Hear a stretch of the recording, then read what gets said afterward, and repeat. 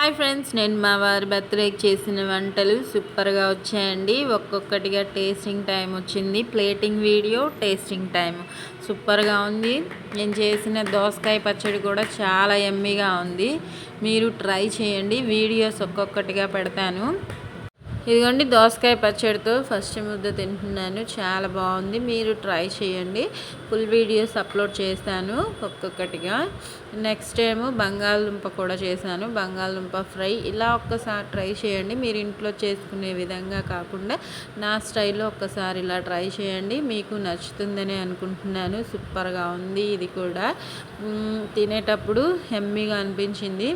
ఇంకా chicken pakodi already నా ఛానల్లో ఉంది కదా, అయినా ఇంకొకసారి మీకోసం అప్లోడ్ చేస్తాను. ట్రై చేయండి.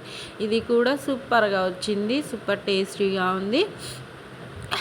చాలా బాగుంది. ప్లేటింగ్ వీడియోలో మీకు ఒక్కొక్కటిగా చూపిస్తున్నాను చూడండి.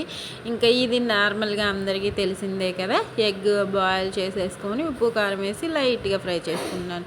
ఇది కూడా చాలా బాగుంది. ట్రై చేయండి. ఇంకా లాస్ట్ ఈ బొబ్బట్టు మాత్రం మా ఫ్రెండ్ తీసుకొచ్చిందనమాట. అది కూడా చాలా టేస్టీగా ఉంది. ఇంకా నేను చేసిన సాంబార్ కూడా చాలా చాలా యమ్మీగా ఉంది. అది కూడా ఫుల్ వీడియో పెడతాను. ట్రై చేయండి. నచ్చితే నా వీడియో లైక్ చేయండి, షేర్ చేయండి. మీ ఫ్రెండ్స్ అండ్ ఫ్యామిలీ మెంబర్స్కి షేర్ చేయండి. సపోర్ట్ చేస్తూ